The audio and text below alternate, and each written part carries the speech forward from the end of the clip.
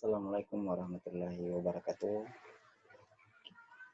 Selamat datang. Kita ketemu kembali di AF4 Channel. Jadi channel ini akan menyajikan video-video pembelajaran yang berhubungan dengan matematika. Bisa juga berhubungan dengan fisika. Oke, hari ini kita akan membahas tentang program linear matematika kelas 11 MIPA atau 11 IPA. Nah, adapun kompetensi dasar yang akan kita capai dalam materi ini adalah yang pertama, menjelaskan program linear, dua variabel, dan metode penyelesaiannya dengan menggunakan masalah kontekstual. Ini kita bagi jadi 4 bagian. Yang pertama, diharapkan peserta didik nantinya dapat menyelesaikan sistem ketidaksamaan linear dua variabel. Jadi jelas bahwa materi ini dasarnya adalah ketidaksamaan linear dua variabel, atau disingkat SPLDV. Kemudian yang kedua, ya peserta didik dapat menentukan SPLDV dari daerah penyelesaian. Yang ketiga, peserta didik dapat membuat model matematika dari soal daerah yang ada. Jadi nanti disajikan soal cerita, peserta didik akan mampu menyajikan atau membuat model matematikanya. Maksudnya model matematika itu adalah persamaan matematikanya. Kemudian yang keempat itu peserta didik dapat menentukan nilai optimum fungsi objektif. Nilai optimum ini itu menentukan nilai minimum dengan nilai maksimum. Itu ranah pengetahuan. Untuk ranah keterampilan, kompetensi dasarnya adalah menyelesaikan masalah kontekstual yang berkaitan dengan program linear dua variabel. Itu kita bagi dua. Yang pertama, memecahkan masalah yang berkaitan dengan program linear dua variabel. Dan yang kedua, ya diharapkan peserta didik dapat menyajikan penyelesaian masalah yang berkaitan dengan program linear dua variabel. Nah, materi pembelajaran program linear ini terdiri dari yang pertama, penyelesaian ketidaksamaan linear dua variabel yang kita bahas. Kemudian yang kedua, merancang model matematika dari program linear. Kemudian yang ketiga, menyelesaikan model matematika dari program linear. Setelah merancang, kita nanti harus bisa menyelesaikan. Kemudian yang keempat adalah menentukan nilai optimum dari fungsi tujuan atau fungsi objektif. Nah, tujuan pembelajaran, untuk tujuan kegiatan pembelajaran yang pertama, peserta didik itu diharapkan mampu menjelaskan ketidaksamaan linear dua variabel. Apa itu ketidaksamaan linear dua variabel? Kemudian yang kedua, mampu membedakan ketidaksamaan linear dua variabel dengan yang lainnya, karena ada beberapa ketidaksamaan linear. Kemudian yang ketiga, menyelesaikan ketidaksamaan linear dua variabel baik secara analisis maupun geometris.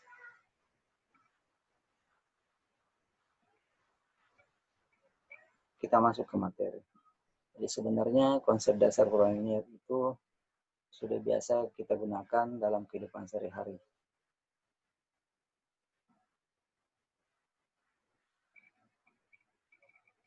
Nah, contohnya mungkin ya pada proyek bangunan perumahan, pemakaian tanah untuk lahan parkir, pemakaian obat, dan dokter untuk pasiennya, dan lain-lain. Sering sekali pada aplikasi program linear itu dijumpai perkataan terbesar ataupun juga terkecil.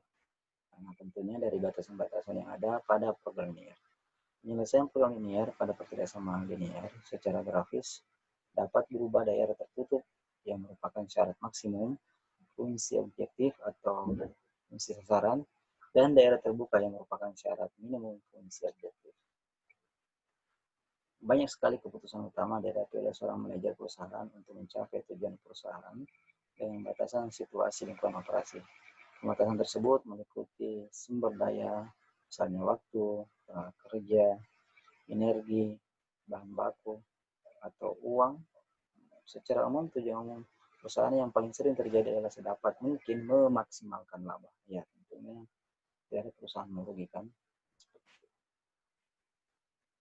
Nah, sebagai contoh, setiap pengusaha pasti selalu menginginkan keuntungan sebanyak-banyaknya. Nah, Contohnya Pak Badrun, seorang pengusaha mebel mengerjakan pembuatan meja dan kursi. Dalam pekerjaannya, ia dibantu beberapa karyawan. Satu meja memerlukan waktu 4 jam perakitan dan 2 jam untuk finishing. Kemudian satu kursi memerlukan 2 jam untuk perakitan dan 4 jam finishing. Pak Badrun memiliki waktu untuk mengerjakan pesanan selama 60 jam untuk perakitan dan 48 jam untuk finishing. Keuntungan bersih masing-masing meja dan kursi adalah Rp80.000 dan Rp60.000. Nah, permasalahannya sekarang adalah berapa jumlah masing-masing meja dan kursi yang harus diproduksi agar memperoleh keuntungan yang sebesar-besarnya atau keuntungan maksimum. Ya, semua pengusaha pasti inginkan seperti itu. Nah, untuk menyelesaikan permasalahan ini, maka kita bisa menggunakan atau dapat digunakan program linear.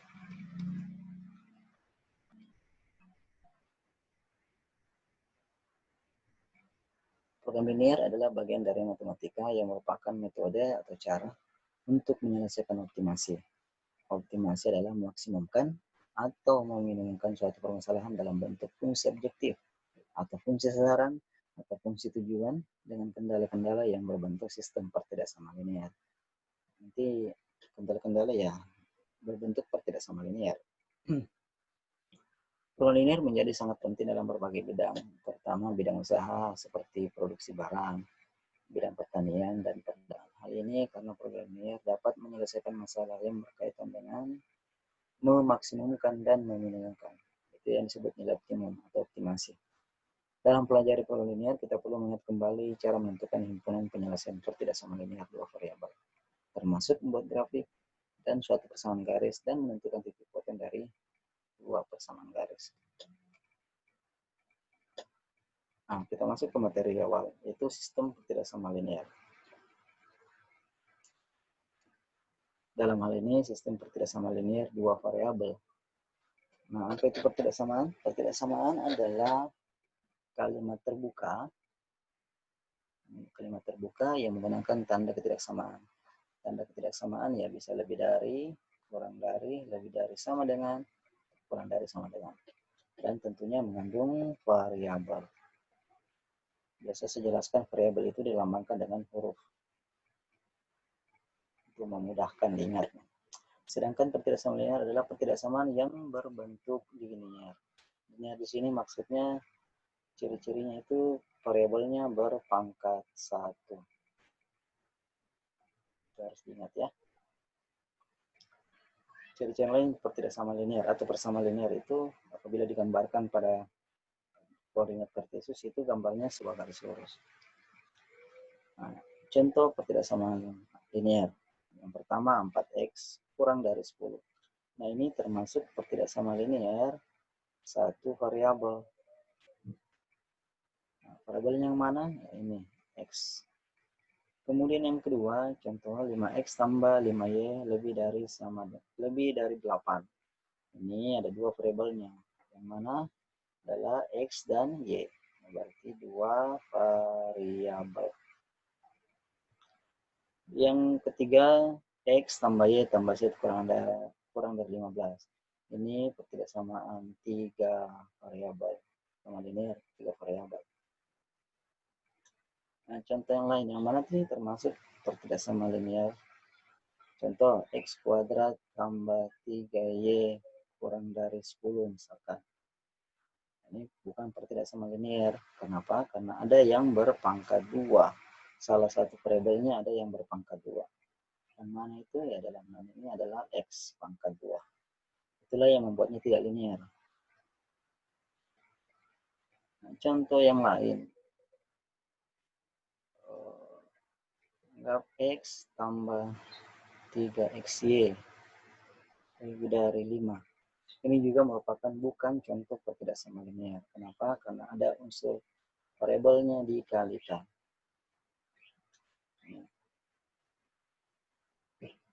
Jadi pemisahannya harus dalam operator penjumlahan atau pengurangan. Bentuk umumnya seperti ini, ax tambah b, ax tambah b,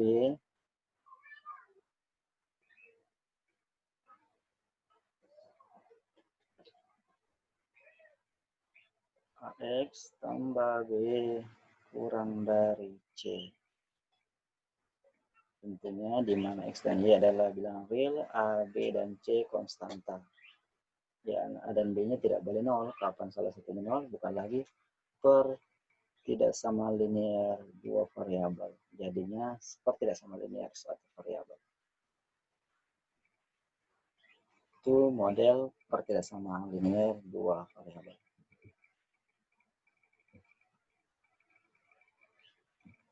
Selanjutnya, jika ada dua atau lebih per tidak sama linear dua variabel mempunyai himpunan penyelesaian secara serempak, maka disebut sistem per tidak sama linear dua variabel. Inilah yang disingkat SPLDV. Oh, kurang terang ya.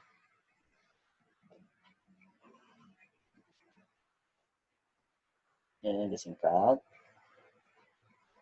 SPLDV. Yang pertama, ini ada contohnya X tambah Y lebih dari sama dengan 10. Tidak sama pertama, tidak sama kedua, 2X tambah 5 lebih dari sama dengan 20. Kemudian X-nya besar sama dengan 0, Y-nya besar sama dengan 0. Ini biasanya jadi syarat. Ya, harus X dan Y-nya positif.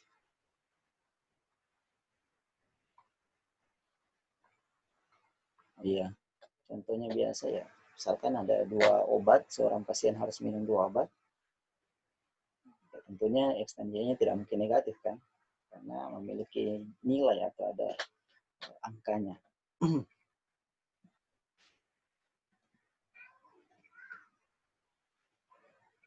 Oke, kita lanjut.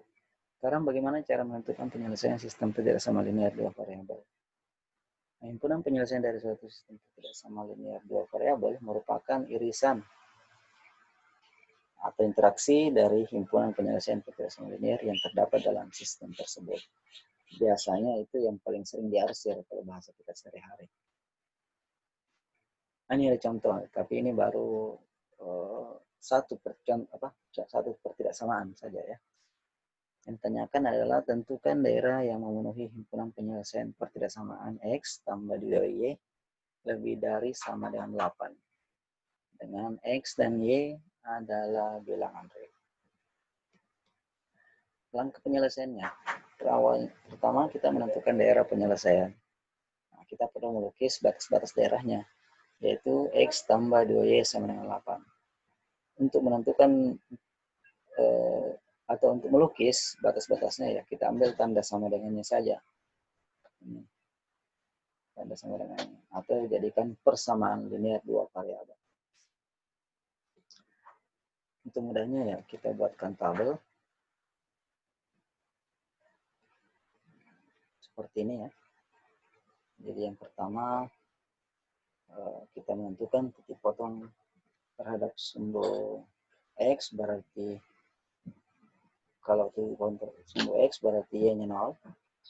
Nah, kita lihat X tambah 2Y sama dengan 8. Nah, jika titik potong terhadap simbol X itu Y-nya 0, ya triknya kita abaikan saja yang ada Y-nya. Ini coret saja. Berarti ruas kirinya tersisa X, ruas kanan 8. Maka kita dapatkan X sama dengan 8. Jika Y-nya 0, X-nya ada 8. Berarti kita dapat titik 8,0. Itu titik pertama. Yang kedua, tadi sudah titik potong dengan sumbu X. Sekarang titik potong dengan sumbu Y, artinya X-nya sama dengan 0. Oke, dengan cara yang sama, X tambah 2Y sama dengan 8. X-nya 0, kalau begitu X-nya yang kita abaikan. Berarti di ruas kiri sisa 2Y, ruas kanan 8. 2Y sama 8 itu artinya Y-nya sama dengan, ya betul, 4. 4 dari mana? Ya 8 bagi 2. Berarti titik yang kedua kita peroleh 0,4. Ini titik 8,0, di sini titik 0,4.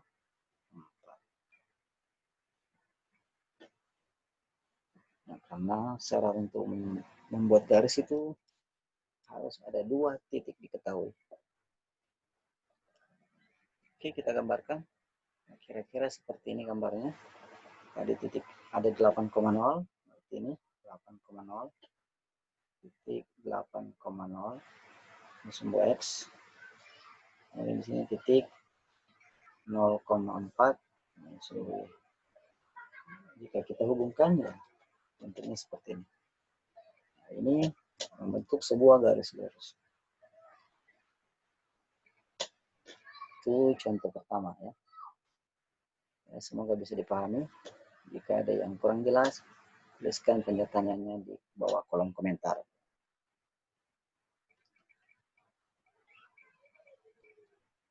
Oke, kita lanjut. Sekarang contoh kedua. Nah, contoh kedua ini merupakan sistem pertidaksama linear 2 variabel. Tentukan daerah yang memenuhi himpunan penyelesaian sistem pertidaksamaan linear X tambah Y kurang dari sama dengan 10, X tambah Y kurang dari X tambah 4Y kurang dari sama dengan 12, X besar sama dengan 0, dan Y besar sama dengan 0. Untuk X dan Y adalah bilangan non-real. Nah, angka pertama tentunya kita harus menentukan himpunan penyelesaian dari pertidaksamaan X tambah Y kurang dari sama dengan 10. Jadi kita buat persamaan, ambil tanda sama dengannya saja, X tambah Y sama dengan 10. Dengan cara sama kita buat tabel. Tentunya yang awal ambil X sama dengan 0. X sama dengan 0, artinya X tambah Y sama dengan 10. X sama dengan 0 berarti X-nya kita abaikan. Berarti kita peroleh Y sama dengan 10. Artinya sini 10. Berarti titiknya 0,10. Oke, yang kedua. Kita berikutnya untuk Y sama dengan 0. Nah, X tambah Y sama dengan 10. Y-nya 0 berarti kita abaikan Y. Maka kita peroleh X sama dengan 10. Jadi sini 10. Berarti titiknya 10,0. Jika kita gambarkan, ini kurang kartesius 0,10 berarti ini 0,10 sini. Yang kedua 10,0 berarti ini 10,0.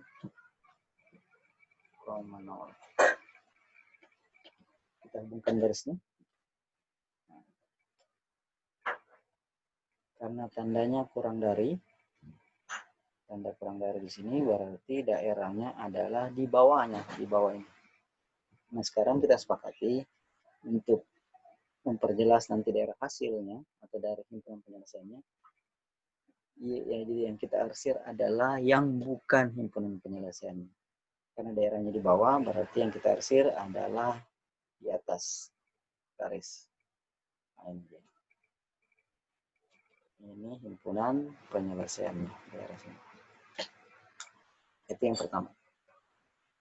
Nah, sekarang kita lanjut ke bentuk pertidaksamaan yang kedua. Nah, dengan cara yang sama, kita ambil dulu X sama dengan, untuk X sama dengan 0. Artinya X-nya kita abaikan. X-nya kita abaikan. Berarti 4Y sama dengan 12.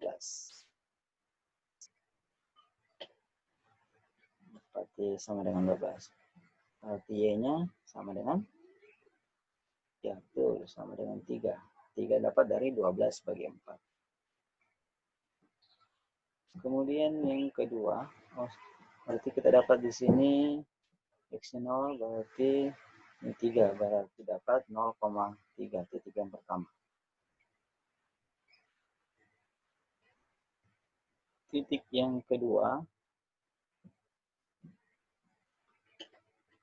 kita ambil tanda sama dengan ya. titik yang kedua itu Y, untuk Y sama dengan 0. Y sama dengan 0. Kita peroleh. Nah, Y-nya 0 berarti Y-nya kita abaikan. Ini kita coret. Maka kita peroleh ruas kanan X, ruas kirinya 12. Nah, kita peroleh titik 12,0. 12,0.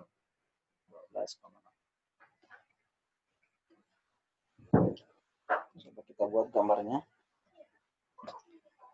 Titik pertama 0,3 berarti letaknya di sini. Ini 0,3.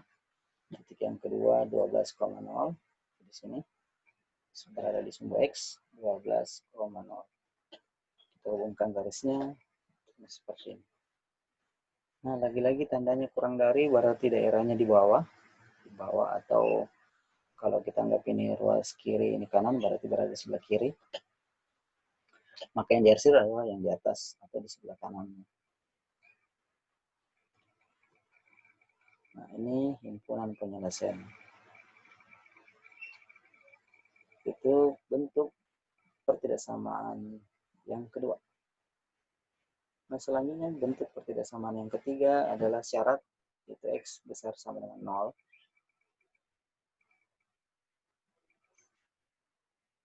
X besar sama dengan 0 berarti daerahnya di atas. Kedemikian berarti yang diarsir itu yang di bawah. Nah, ini himpunan penyelesaian. Ini sumbu X. Yang keempat, Y besar 0 berarti daerahnya sebelah kanan. Berarti yang diarsir sebelah kiri. Oke, ini himpunan penyelesaian.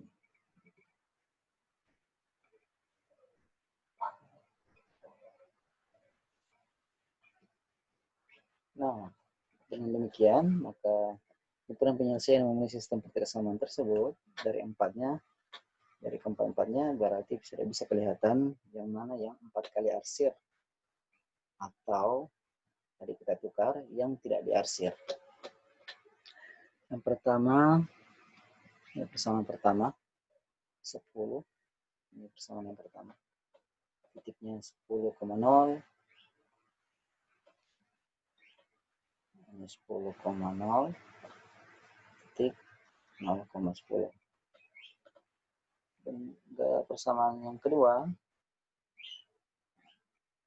kita peroleh sini titik 3,0 ya.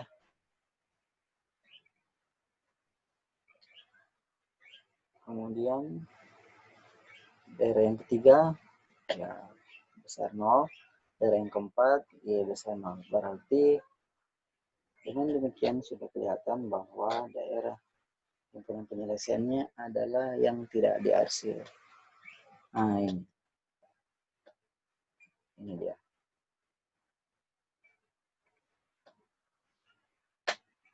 Oke, semoga bisa dimengerti atau dipahami dengan mudah. Jika ada yang mau tanyakan, silahkan tanyakan pada kolom komentar di bawah ini.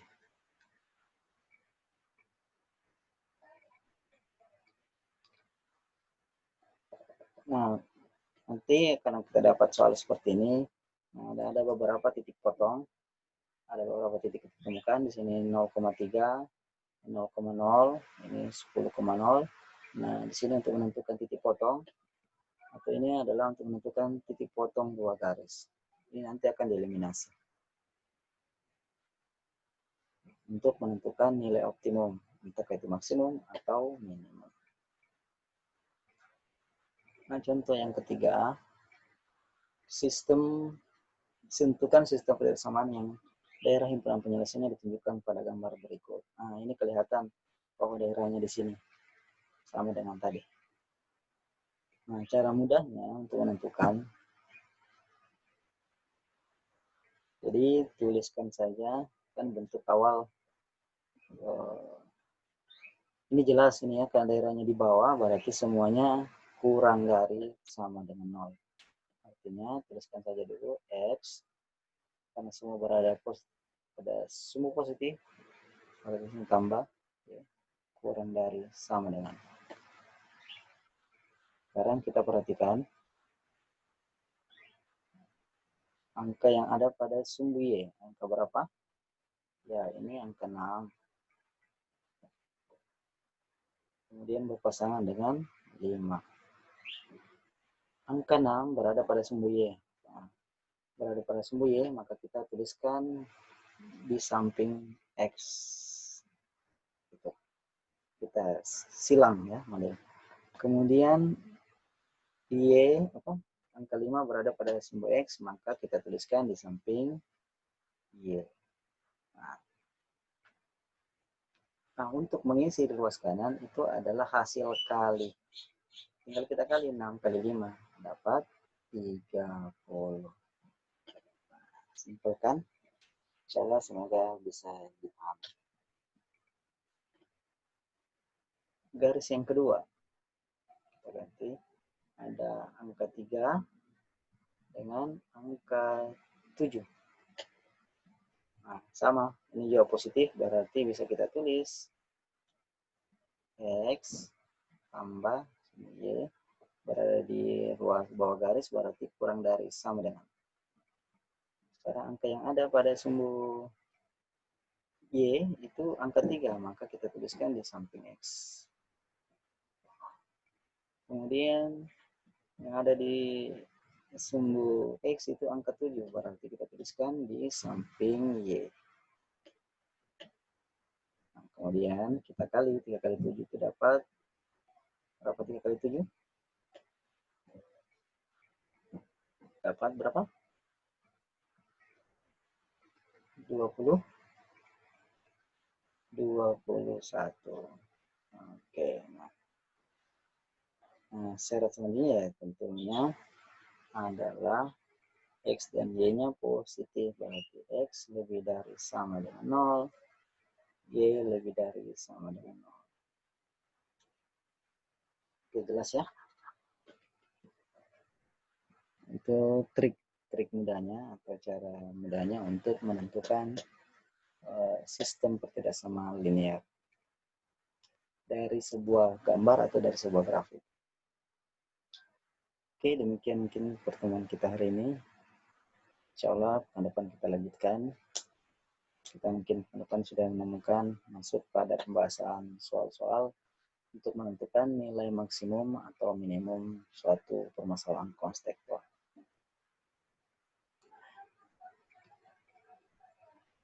Oke, meskipun di rumah, jadi tetap kita bersama lawan COVID-19 dan rajin belajar. Jangan lupa rajin cuci tangan setiap sebelum dan sesudah melaksanakan kegiatan, khususnya kalau kegiatan di luar rumah. Oke, sekian dari saya. Assalamualaikum warahmatullahi wabarakatuh.